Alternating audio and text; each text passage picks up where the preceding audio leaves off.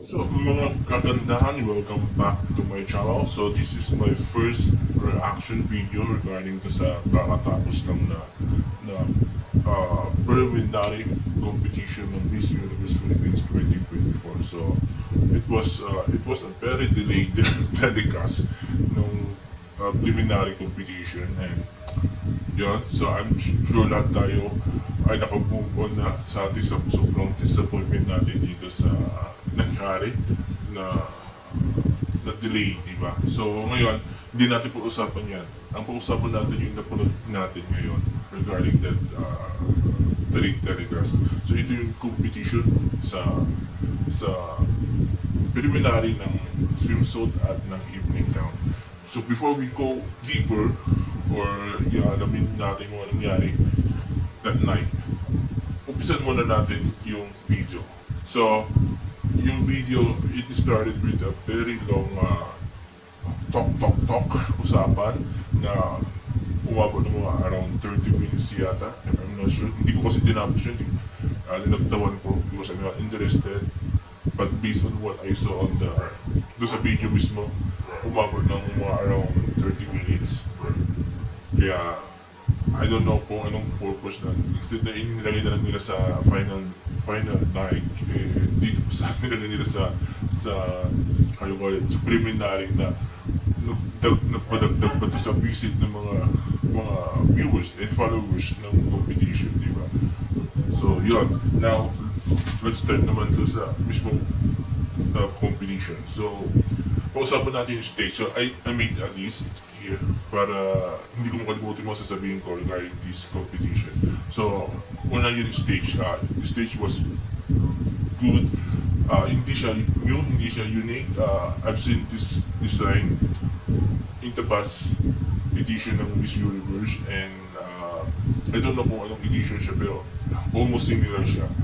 And kung makikita, kung titignan mo dun sa video, it was very small. And biglang napaisip nga ako nung nakita ko yun, bakit ang liit nung yung stage sa camera at hindi ginawa nila na parang malaba po, kagaya nung nangyari sa MGI 2020 or 2021, kung saan ang liit ng stage ng MGI, pero doon sa camera, doon sa video, mukha siyang lumawak, diba? Pero kapag pinanood mo siya ito sa fan video, maliit lang yung stage, diba? So I hope sana yung director or behind that video, sana ginawa niya parang mukha siyang malaki, diba? Malawak. Yun, a missed opportunity for the organization para magpakitang gilas. So yun. So the LED is okay also, hindi siya pangit tingnan. So nag-fit siya doon sa stage. Hindi nga lang maliit, nabuhat lang maliit yung stage.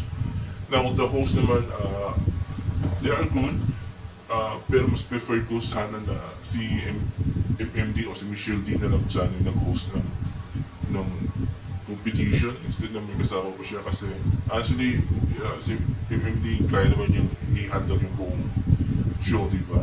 Kahit wala yung lalaki. So okay lang yung performance ng lalaki. I don't hate the guy, I don't know him, pero it's okay. Pero MMD alone swak na to as a host ng competition. Now to sa competition mismo, okay, ito mga napansin ko, camera. I'm sure maraming nakapunan yan. Ang pangit ng camera angle, ang pangit ng camera cut, as in ang pangit ng camera nila. Doon pa lang sa introduction, very obvious yung hindi magandang camera angle. Especially in transition ng one candidate to another, ang pangit. Obvious napansin natin na yung paglipat ng camera, diba? And hindi pa smooth, masyadong magalap. May time na parang gunong yung camera, and it was nakakabisi, diba? Tapos, within the competition naman, pangit rin yung camera nila, yung how they cut, yung mga angle, sobrang pangit talaga. Yung sa swimsuit, siguro pansin nyo, laging nagsisimula sa baba, sa may feet. Tapos ang tagal nakatutok ko sa may feet, saka lang tumaas, itataas nila ng ganyan hanggang sa mukha. Diba? Ang pangit. Actually, even yung pag-transition ng uh, paalis na kandidato sa pagpasa ang pangit na translation yan. So, as in, parang nasayangan ako yung opportunity ng mga kandidata to showcase their body, their pasarela, and even to gown, ganun rin nangyari. Nasayangan ako because of that hindi magandang camera angle, camera transition, o ano mong tawag doon. It was really bad. And ang daming mga nabiktima ng mga ganung pangit na angle from the camera. Now, punta na tayo doon. Actually, this is mabilis na reaction ko, so hindi tayo masyadong buko yung explain ng sobrang marami. Diba? And gusto ko pa pala idagdag yung background music ng both Evening and swimsuit. I don't know, hindi maganda. Parang hindi nagkaan ng pondo yung or regard dun sa may background music, hindi bumagay. Lalo na sa swimsuit, hindi siya bumagay. I don't like it. Talaga. Napunta na tayo sa mga kandidata. Diba? So, umpisa na natin muna yung mga nag-stand out para sa akin. Sa akin na opinion to. So, I know you have that different opinion kung sino mo gagaling. Pero sa akin, ito yung opinion ko. Ito yung nakita ko. Diba? So, first, si Victoria Vincent, ang ganda niya to sa swimsuit, ang tangkad niya, ang slim niya, and she's beautiful, and she's sexy, and yun, isa sa mga nakapuko ng pansin ko sa akin ng performance siya. And ang linis rin ng pasarela. Baguio is also stunning, beautiful, and sexy, and ang ganda rin ng pasarela niya. So, definitely, ito ang reason kung bakit siya nasa mga top favorite ng mga fans. Bulacan, I like Bulacan. So far, masasabi ko, sobrang ganda niya. At dito sa earlier part ng Miss Universe Philippines, hindi ko siya masyadong napapansin. Pero this time, dito sa competition na siya, ang laki ng pinagbago niya. She's thin, she's more beautiful, at bumaga sa kanya yung straight hair niya. And ang ganda, and maganda rin pasarela niya. And siguro masasabi ko, siguro ito yung Black Beauty na aabangan mo ngayon sa final. I'm sorry sa mga fan ni Alexi, pero masasabi ko, mas aabangan ko siya over Alexi at sa kanyang sabong fan, I think Florida na black skin, beauty queen. Diba? Kasi ang ganda ng story niya sa camera. She looks like a black Barbie. Wow, definitely. Ang galing niya. Maganda rin resto niya sa camera. Sexy. Actually, masyado siyang comment dito. And the pasarela was also very good. And siyempre, alam naman natin galing siya ng Pilipinas. So, na-train na siya doon. So, isa sa pag-aabangan natin sa final. Hawaii. So, isa sa mga halugoric, mga galing sa ibang bansa na kandidata for Miss Universe Philippines. So, same rin. She's beautiful, she's tall, she's slim, and ang ganda rin ng registro niya sa camera. And the pasarela was good also. Well, hindi siya yung ganung kawaw, pero I can say enough yung para ilagay siya sa top 12, diba? Or top 20. Wow, I also like this Laguna. Maganda siya. Ito yung masasabi ko Pinay Luki, diba? Hindi walang halang tubo. And she's also tall, beautiful, sexy, and ang ganda rin ng restro niya. So, definitely may hero siya laban para makapasok sa top. Sa semifinals, yun na lang. Palawan, wow, si Raymond Doctor. Ito, lagi ko na siya napapansin lately, especially sa mga past events ng MUPH.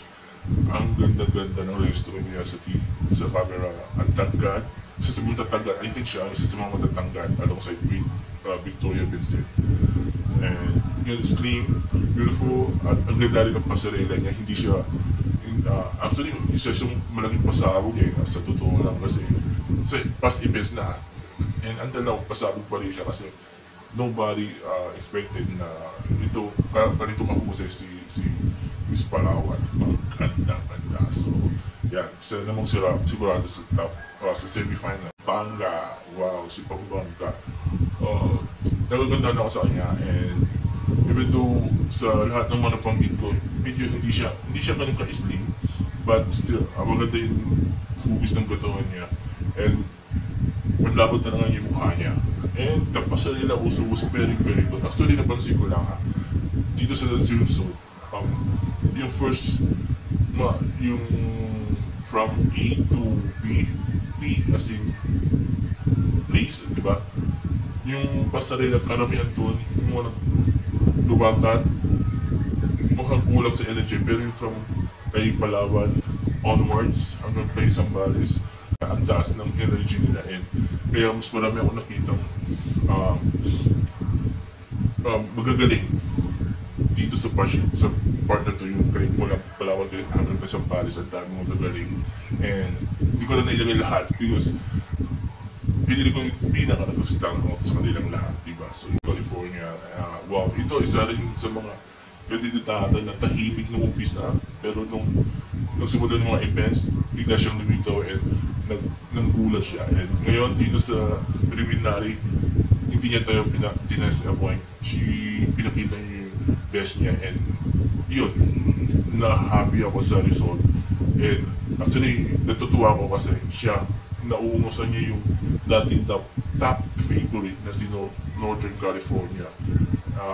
Which para sa akin, isa sa mga favorite ko si North California, pero unfortunately, hindi siya nag-perform. So, i-explain ko mamaya yan. So, si Southern California, again, ang ganda ng story niya sa camera. And I think isa rin siya sa mga matatangkad and slim and sexy rin. So, malaki ang chance siya makapasok sa semifinals. And lastly, si UK, yun. I love UK. Yun, maganda rin siya. And well, hindi siya sobrang tall katulad din nung mga nabanggit ko kanina. Pero now, yung mga kandidata na na-disappoint ako, diba? Uunahin ko na yun si Iloilo. So Iloilo, I have a big expectation kay Iloilo, even though the past events ng MUPHB yun, nakaka-disappoint na rin yung performance niya, pero naglagay pa rin ako ng matas na expectation kay Iloilo, pero her performance tonight was really a disappointment. Why? Maganda yung para sa sarili niya, very obvious na prepare siya, naka-ready siya, nag-ensayo siya, pero ang isang malaking problema ni Iloilo is her projection. I don't know, pero parang ang stiff niya, ang tigas-tigas niyang tingnan. Actually, ang layo yung nakikita natin projection niya ngayon tungkol sa finals ng Miss Universe Iloilo Philippines na sobrang ganda. Pero dito, sobrang natitigas na lang sa kanya. Yes, we know na very masculine yung figure niya, pero parang mas lalo nagiging masculine siya dahil sa projection niya sa sarili niya. And I hope sana yung mga trainer niya train her na maging mas softer, diba? Kasi masyadong konantigas Kasi parang kapag nakikita ko si Iloilo, it reminded me of two types of people.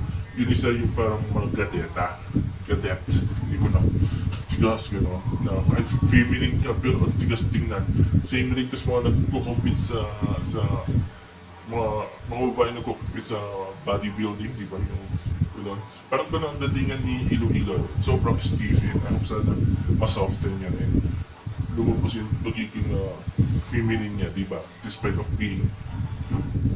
having a very masculine figure, di ba? Kay Taguig, ang reason bakit ako nasa-disappoint kay Taguig is because yung pasarela niya, ang lam niya sa pasarela, pero yeah, ang tangkad niya, she's beautiful, she's tall, she's slim, she's sexy, pero pagdating sa pasarela, yun ang weakness niya, and kulang yung stage presence rin niya. Parang nakukulangan ako, di ba? Kahit ganyan ganda siya, kahit hindi siya ka-sexy, kahit ganyan siya matangkad, pero parang nakukulangan ako sa kanya.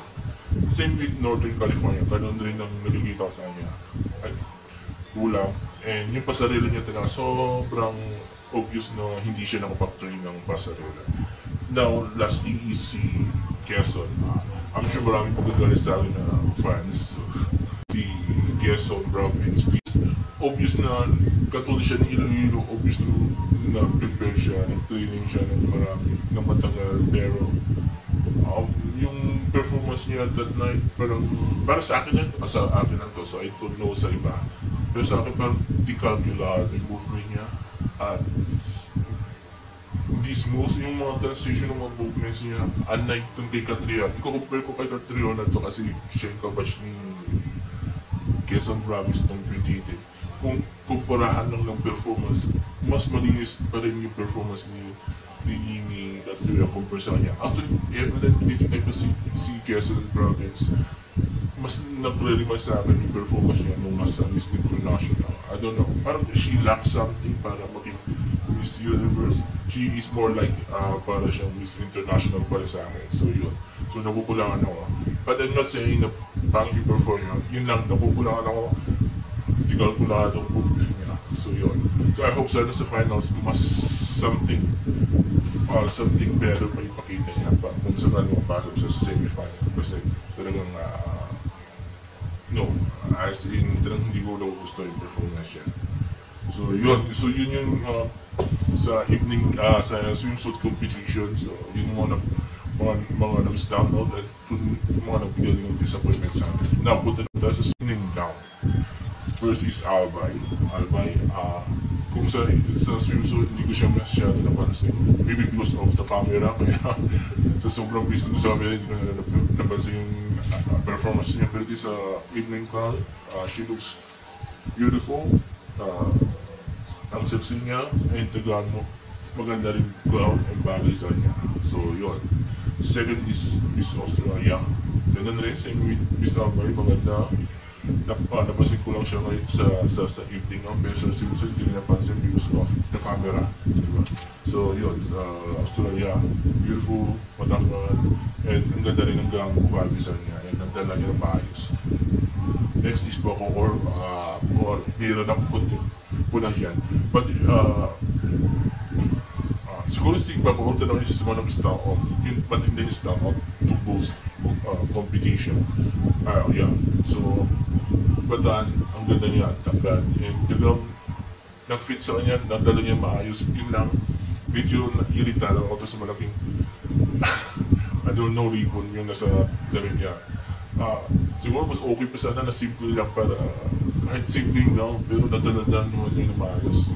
Nakaka-off lang tingnan yung malaking ribbon. So siguro, yan, sigurado pasok sa semi-finals because pareho siya nag-standard on swimsuit sa evening. Well, Kainta hindi naman tayo tinitisappoint niya. Kainta, even though siya yung isa sa mga maliliit na kandidata sa edition na ito ng Miss Universe Philippines, pero ang ganda niya, ang ganda ng resto niya sa camera. Maganda siya magdalang gown, maganda yung gown niya, and she looks so beautiful at ang payag niya ngayon kumpara yung tapas, diba? Kumpara sa Pilipinas, so ang ganda niya. And yun, ito rin yung talagang stand out rin, diba? Consistent na performance niya sa evening sa swimsuit. Bulacan, wow! Ito, talagang sobrang nag-stock out dito si Bulacan. And again, ito yung nag-seal sa kanya bilang ito yung black beauty, black skin kandidata na i-watch out for you. Because talagang galing ng performance niya at hindi niya tayo tinasappoint. Ang ganda rin yung gown niya. May kinakuha yan ng konti dahil maraming kung ano yung nakasabit sa pero nag-fit sa katawan niya, bumagay na dala naman niya. Yun lang, para sa akin lang yung gown na medyo nauwi yan ako, pero definitely ito magsisil sa kanya ng semi-final spot, diba? So, and like I've said earlier, she is the black Barbie para sa akin. And ito rin yung tatalo to sa kay Alexi, if ever. Kung nagtapatas ng dalawa, ito ang siguradong lalaman, diba? Siguro. So, kung kanina hindi ko siya masyado nagustuhan sa swimsuit, but here in evening gown, ang ganda. Ang ganda yung gown, nadala niya, and she was very beautiful. Pinatunayan niya dito sa evening gown na she's a veteran and she can be a strong candidate rin for the title. And yun lang, sa pasarela also, okay. Siguro, doon lang siya sa swimsuit lang siya medyo kailangan niya ayusin niya. Palawan, again, isa na namang stand out, and ang ganda rin yung gown niya sa Balawan, and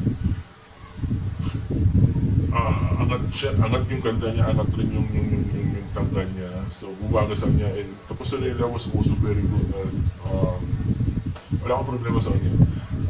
Definitely, tingin ko kay Palawan, siguro ito siya yung papapasok ng top 10. Top 10, hindi lang semi-final, but top 10. Again, consistent rin ito si Southern California.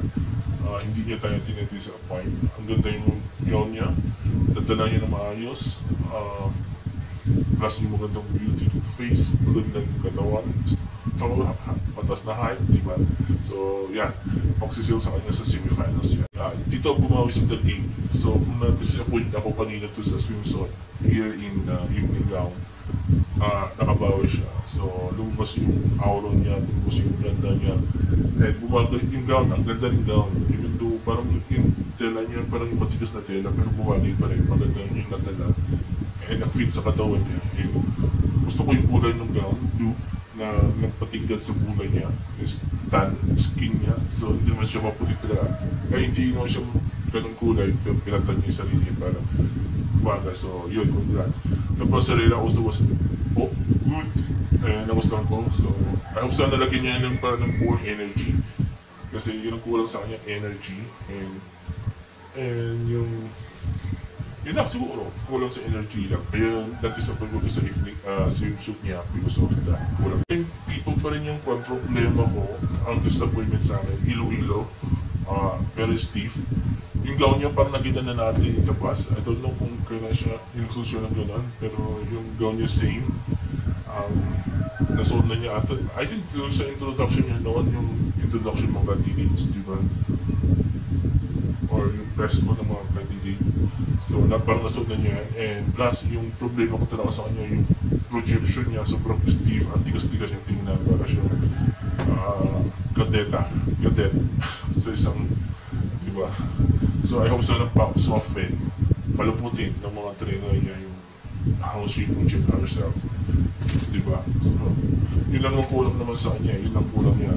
Kung maayos nila si definitely siya yung magiging nasa top 3. Now, Northern California, of course, problema, hindi siya prepared pumunta sumali sa Miss Universe Philippines. Sobrang hindi mo na din pasarili niya. Talagang was good, I like it, pero yun nga lang, na-pepto ng pasarili niya, mukha siyang lamya, sobrang lamya niya.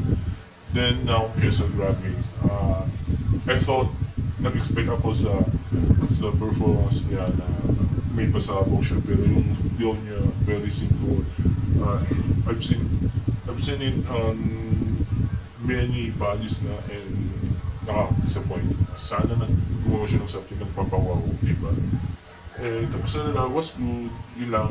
Still, kapag tinitigan ko siya para siyang Miss International instead of Miss Universe, nakukulangan talaga ako sa kanya. I don't know kung anong kulang sa kanya para magbuha siyang Miss Universe, pero looking at her, mukha pa rin siyang Miss International. Siguro nasanay tayo na Miss International siya, so she looks like Miss International pa rin sa akin. So, yun. So, there you go. So, yun yung reaction video ko regarding sa naganap ng preliminary competition, and well, another year of disappointment sa mga fans ng passion when it comes to the handling ng organization sa mga ganitong events nila, and very disappointing, diba? Parang iniisip ng ata nila yung pera, yung kikitain nila, kaya ganito. And I heard yung finals nila, delete rin sa GMA. So 2 days I think, or 4 days after sa papanood. So very disappointing talaga. So yeah, I don't know kung this will serve as a lesson for them, kasi 5 years nang ganito sila, very disappointing yung mga ganaps nila. So I hope sana, ayoko mag-isip na dapat tanggalin na yung mga people behind this organization, because nandiyan na sila eh. Di mo na tanggalin. Siguro kailangan ng realization ng mga owners, owners ng organization, kung ano yung mga problema sa nila at dapat nila ayusin. Kasi 5 years na yan eh. Same problems, same issues. Wala pa rin nagbabago. And they're getting worse. Diba? Getting worse. So I hope sana marinig yun ng mga people behind Miss Universe Philippines organization. So kayo mga boys, mga kagandaan dyan, ano mo sasabi niyo sa preliminary? Share your thoughts dito sa baba. And kwentuhan tayo, share natin. So walang bashing. Kung medyo na-off kayo or hindi nyo gusto ng mga sinabi ko earlier, that is my personal opinion. So you have your personal opinion also. So you can share it to me. So you can share it on kung kamsik para usapan, share, diba? Hindi naman usapan yan. Huwag lang tayo umamot sa personal, diba? So there you go. So maraming salamat sa mga nanood, and I hope sana this will be not my last reaction video. Sana makagawa pa ng more in the future, diba? So maraming salamat sa inyo mga guys, always, and mga kagandahan. Before I end this video, please don't forget to subscribe to my channel, comment, like, and share, and subscribe to my channel. Pagandahan ako sa akin. And maraming salamat. Have a nice day. Bye-bye.